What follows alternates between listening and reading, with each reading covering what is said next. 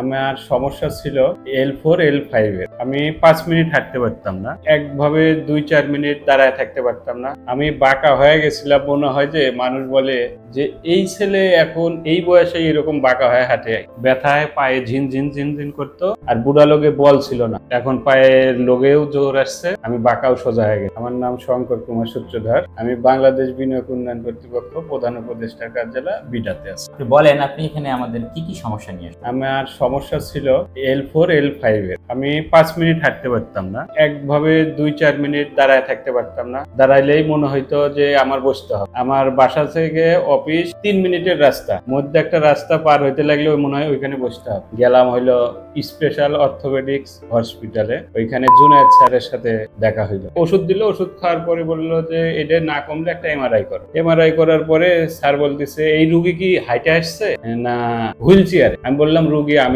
কি সমস্যা? বললাম যে এই সমস্যা। এই রুগীর তো অপারেশন ছাড়া কোনো ইয়ে নাই। ওষুধ দেওয়ার পরে কোনোভাবেই কমে না। তারপরে 4-5 মাস যাওয়ার পরে দেখি আস্তে আস্তে বেশি হয়, আমি হাঁটতেই পারি না।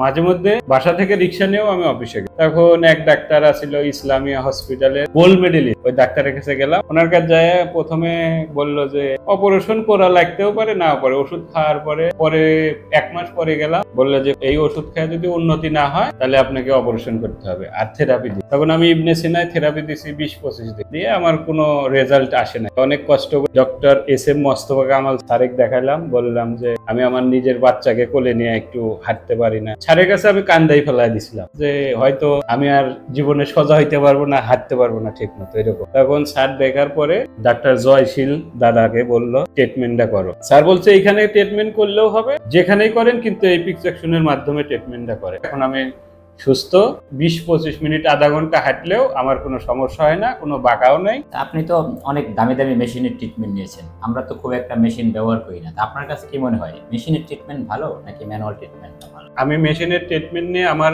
15 দিনে খালি টাকাই গেছে, কোনো ইয়ে হয় নাই। স্যারের কাছেও এসে ম্যানুয়াল থেরাপির কথা পরামর্শ নিয়েছি, কোনো মেশিন না। মেশিন বাদে ম্যানুয়াল থেরাপি নিয়ে আমি সুস্থ আছি। যে যেখানেই থাকেন যদি কোনো এরকম অসুখ হয়, PLID, মাজার ব্যথা, যে কোনো ইয়া হলে SM মোস্তফা কামাল স্যারের পরামর্শ নিলে আমার মনে হয় যে সবাই সুস্থ হবে, অপারেশন করা লাগবে না। আমি যে কয়টা স্যারের কাছে গেছি সবাই বলছে অপারেশন করতে, কিন্তু মোস্তফা কামাল স্যার বলছে অপারেশন করা লাগবে না, আপনি সুস্থ হয়ে যাবেন। ট্রিটমেন্ট করবেন, ঠিকঠাক ভাবে চলবেন, আর সমস্যা হবে না।